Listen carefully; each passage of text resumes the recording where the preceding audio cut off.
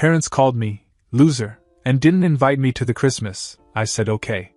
When my gold sister asked me to pay for her studies, I shocked everyone with statement. I'm 32 years old, single, and if you ask my parents, a failure. Not because I've done anything particularly wrong, but because I haven't checked off the boxes they think are important. No wife, no kids, no real family of my own. Meanwhile, my younger sister, Amanda, can do no wrong. She's 26, bubbly, married, and in their eyes, the pinnacle of success. This year, they didn't even bother inviting me over for Christmas. My mother called a week before, not to wish me a happy holiday or to see how I was doing, but to give her reasons. Apparently, Amanda had let it slip that I said Christmas at their house was a waste of time because it's all about her. I never said that. Still, my parents didn't bother to check anything.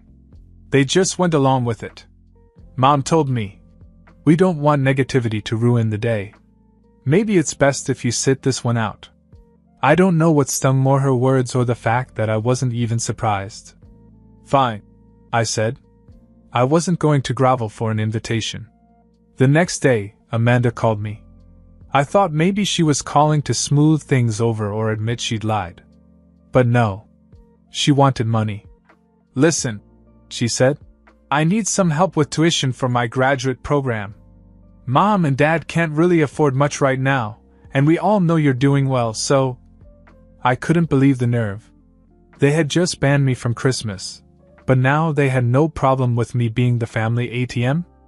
I didn't answer right away. Instead, I decided to handle this in a way that none of them would forget. I didn't give Amanda an answer right away. I told her I'd think about it, which seemed to satisfy her.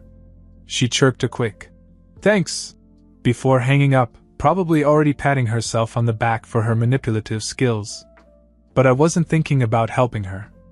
I was thinking about all the years this had been going on. Amanda had always been the golden child. Growing up, she got the praise, the attention, the best of everything. My parents never even tried to hide it. They were proud of her accomplishments, which usually boiled down to being charming and knowing how to wrap people around her finger. Meanwhile, I was the responsible one, the boring one who worked hard, got good grades, and stayed out of trouble. But responsibility didn't get you celebrated in our house. It got you used. When Amanda wanted a car in high school, my parents asked me to contribute from my savings from my part-time job. When she wanted to go to a fancy out-of-state college, they didn't hesitate to suggest that I delay my plans for graduate school to help them cover her expenses. And somehow, Amanda always managed to spin the narrative so that she was the victim who deserved everyone's help. The most frustrating part? She'd convinced my parents that I was selfish. Every time I tried to set boundaries or say no, it turned into a lecture about how families should support each other. Translation: I was supposed to support Amanda, no questions asked. And here she was, asking for thousands of dollars for her graduate school program while I wasn't even welcome at Christmas. I wasn't angry in that fiery, lose your temper kind of way. I was calm. Detached. And that's when I knew I'd had enough. This wasn't just about money or Christmas. It was about years of being taken advantage of, dismissed, and treated as if my value depended solely on what I could do for her. So I called my mother back.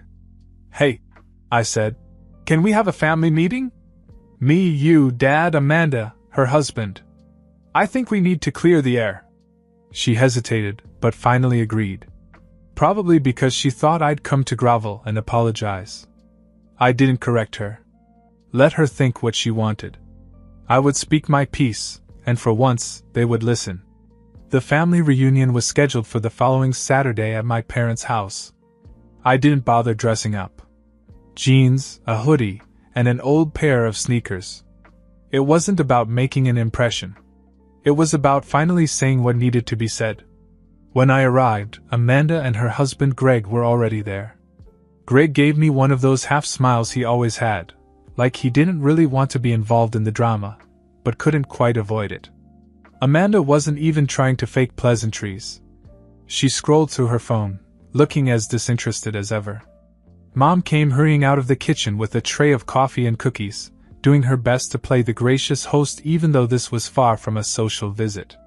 Dad was planted in his recliner, watching me as if I were a stranger who'd dropped in uninvited.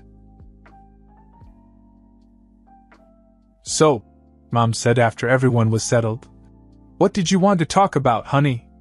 Her tone was overly sweet, as if she thought a little sugarcoating would cover the fact that she'd kicked me out of the family reunion 2 weeks earlier. I didn't waste any time. "I want to talk about Christmas," I said, keeping my voice steady. "And the fact that I wasn't invited because Amanda told you something that wasn't true." Amanda jumped in immediately, her voice dripping with fake innocence. "I didn't lie." "That's what you said? Or maybe you didn't mean it, but it sounded that way." I raised an eyebrow. "Really?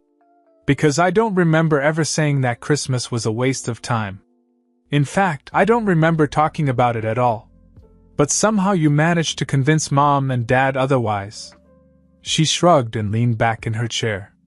"I was just being honest." I nodded slowly, biting back the anger rising in my chest. "Right. Just like you were being honest when you called me the day after to ask for money for your graduate program?" The room fell silent. Amanda's face froze, and for the first time, Greg looked genuinely uncomfortable. Mom jumped in, her voice desperate. "Wait a minute, this isn't about money, Dash. It's always about money." I cut her off. "That's why I'm here. Because I'm tired of being treated like the family ATM. You didn't invite me to Christmas, but you had no problem expecting me to finance Amanda's life again. Do you have any idea how fucked up that is?" Dad finally spoke, his voice gruff. "Watch your tone, son. We're a family. Families help each other." I really laughed. "Help each other? Is that what this is? Because from where I'm standing, it looks a lot like you all expect me to give and give while Amanda takes and takes. Tell me, when's the last time anyone here actually helped me?" No one answered. "Exactly," I said. "And that's why I'm done." After I finished, there was a long, awkward silence. Amanda was staring at her phone again, probably trying to pretend she wasn't the center of the conversation. Greg shifted uncomfortably in his seat, clearly wishing he'd stayed home. Mom looked like she was going to cry, and Dad just shook his head, his face red with frustration. It was Dad who finally broke the silence. "You've got some nerve," he said. "Talking to us like this after all we've done for you. We gave you life, put a roof over your head, fed you, clothed you, and this is how you repay us?" I couldn't help it. I laughed. Not a chuckle, but a full, genuine laugh, the kind that makes people more uncomfortable than screaming ever could. "You gave me life? So what, I'm supposed to be eternally grateful that you decided to have a child? That's your big point? That I owe you for existing?" I shook my head, still laughing. "You're not serious." Mom jumped in, her voice wavering. "We've sacrificed so much for you. We worked hard to give you a good life, and now you act like we're the bad guys?" "Sacrificed?" I said, raising an eyebrow. "Sacrificed what?" All I ever heard growing up was how much harder things were because of me. How I was the trial run that made things easier for Amanda. "You didn't sacrifice for me, you invested in me because you thought I'd pay you back with interest. And guess what? I have. Over and over again." Dad leaned forward and jabbed a finger in my direction. "You've always been ungrateful. You think money solves everything. Well, let me tell you something, family isn't about money. It's about loyalty. And right now you're failing at that." "Loyalty?" I repeated, my voice dripping with disbelief. "You mean like the loyalty you showed me when you believed Amanda's lie without even asking for my side? Or the loyalty you showed when you disinvited me for Christmas but expected me to fork over thousands of dollars the next day? That kind of loyalty?" Mom put her hand to her chest as if I'd just slapped her. "We didn't uninvite you. We just thought it would be better if you stayed home this year. You've been so negative lately." "I'm negative?" I interrupted. "I wonder why. Maybe it's because I've spent my entire adult life being treated like I don't matter unless I'm useful to you or Amanda. Maybe it's because no matter what I do, it's never enough. But you know what? You're right. This isn't about money. It's about respect. And I'm done pretending I don't notice how little of that you have for me. Amanda finally looked up from her phone, her face flushed. This is ridiculous. You're blowing this out of proportion. All I did was ask for a little help. You don't have to make a big dramatic thing out of it. I locked eyes with her, and for the first time she looked a little nervous. This isn't dramatic, I said. This is reality. And you're about to see how real it is. The room was so tense you could hear the low hum of the refrigerator in the kitchen. All eyes were on me, Mom's wide with disbelief, Dad's narrowed in anger, Amanda's darting around like she was trying to find an escape route. I leaned back in my chair and took a deep breath. All right. Since none of you seem to get it, let me make this as clear as I can.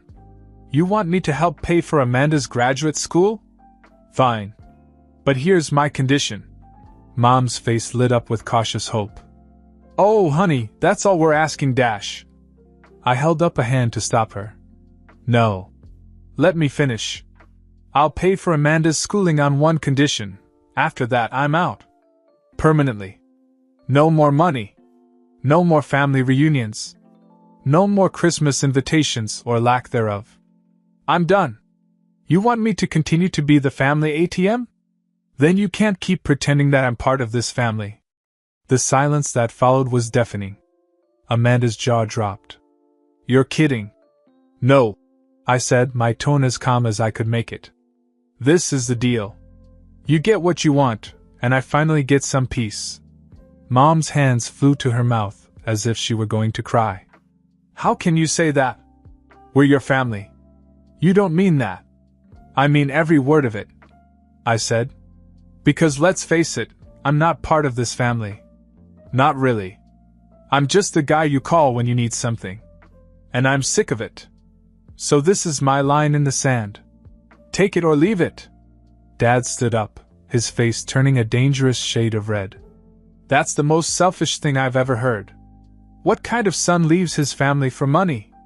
The kind of son who's been emotionally abandoned for years. I shot back. You want to talk about selfish? How about Amanda lying to get me kicked out of Christmas, then calling the next day to ask for thousands of dollars? How about the two of you going along with it like it's normal? You don't get to lecture me about selfishness. Amanda finally found her voice. This is crazy. You're just trying to make everyone feel guilty because you don't want to help. Typical. I looked her dead in the eye. You're right. I don't want to help. Not anymore. And after today, I won't. So what's it going to be? Do you want the money, or do you want to keep pretending that this is a real family? For the first time in my life, they all seemed speechless. I wasn't sure if they were shocked by what I had said or by the fact that I had actually stood up to them. Either way, the ball was now in their court. The silence hung heavy in the air, the kind that makes you aware of every breath and shuffle. It was clear that they didn't know how to react. I'd always been the dependable one, the weakling, the one who could be counted on to keep the peace. Not this time. Finally, Amanda broke the silence, her voice shrill. You're really going to sit here and blackmail your own family? Over money? Do you hear yourself? This is disgusting. I couldn't help but smile. Blackmail? Funny, I thought blackmail was what you did when you lied to Mom and Dad about me so you could have Christmas all to yourself. Or is it just disgusting when someone doesn't play along with your little schemes? Greg, who had been silent the whole time, cleared his throat. Hey, maybe we should all just calm down. This is getting Dash. No, I cut him off. We're not calming down. Not this time. That is exactly the problem. Every time I try to set boundaries or challenge the way I'm being treated, someone tells me to calm down. That's how this family maintains the status quo, by sweeping everything under the rug and pretending it's okay. Mom was on the verge of tears. We never meant for you to feel this way. You're part of this family. You always have been. Really? I said. Because it doesn't feel that way. It feels like I'm only part of this family when you need something. The rest of the time, I'm an outsider. A failure. Isn't that what you called me, Mom? A failure because I don't have a wife and children? Because I don't live the life you think I should live? She started to protest, but I wasn't finished. Here's the thing, I've built a life that I'm proud of. I have a good job, a solid group of friends, and peace of mind. And I'm not going to let you or anyone take that away from me. So, like I said, this is your choice. You want me to pay for Amanda's college? Fine. But don't expect me to stick around after that. I'm done being used. Dad threw up his hands in exasperation. This is ridiculous. Families have disagreements, but they don't just walk away. You're being dramatic. No, I said firmly. What's dramatic is pretending that everything is fine when it's not. What's dramatic is expecting me to keep bending over backwards while Amanda and the rest of you take me for granted. This isn't about money. It's about respect. And since I clearly don't have any here, I'm taking myself out of the equation. Amanda, who had been quietly seething, finally snapped. You're unbelievable. You think you're some kind of victim? Grow up. Life isn't fair. You think I haven't made sacrifices? You think I haven't struggled? I stared at her for a long time. Struggled? You have 2 parents who worship the ground you walk on, a husband who supports you no matter what, and you still expect me to clean up your messes. If that's struggling, I'd like to know what you call my life. She opened her mouth to reply, but no words came out. Exactly, I said, standing up. I've said my piece. Let me know what you decide. Just remember this is the last favor you'll ever ask of me. And with that, I walked out. I didn't hear from them for a few days after the meeting. I figured they needed time to stew, argue, and figure out their next move. In the meantime, I went about my life as usual, trying not to dwell on it. I knew what I was offering wasn't ideal for anyone, but it was the clean break I needed. Sure enough, Mom called me a week later. Her voice was hesitant, almost meek. We've talked about it, she said. And if this is really what you want, we'll take you up on your offer. I let out a breath I hadn't realized I was holding. Part of me had expected more resistance, but I guess even they knew they'd pushed me too far. All right, I said. I'll wire the money directly to Amanda's school account. But after that, don't call me about anything. I mean it. Mom started to cry, mumbling something about how sad it was to see our family falling apart. But I didn't let it get to me. I wasn't the one tearing us apart, they were. I just finally decided to stop trying to hold the pieces together. I kept my word. I paid the tuition in full, sent Amanda an email with the receipt, and that was it. No dramatic goodbyes, no long explanations. Just a clean break. At first, it felt strange not to hear from them. For years, my phone had been a constant source of stress, text after text, call after call, all with some new request or demand. Now it was quiet. Peaceful. Amanda tried to reach me once, a few months later. She sent me a long email about how sorry she was for the way things had gone, and how much she appreciated what I'd done for her. She said she hoped we could put this behind us someday. I didn't respond. It wasn't about holding a grudge. It was about protecting myself. I'd spent too much time being her doormat, and I didn't want to risk falling back into old patterns. Life without her was easier. I had more energy for the things that mattered to me, my career, my hobbies, my friends. I didn't realize how much of my mental space they had taken up until they were gone. Do I miss them? Sometimes. But not in the way you'd think. I miss the idea of having a family that really cared about me. But I've come to accept that the family I was born into is not capable of giving that to me. And that's okay. For the first time in my life, I'm not living under someone else's expectations. I'm not the family ATM. I'm just me. And honestly, it feels better than I ever thought it would.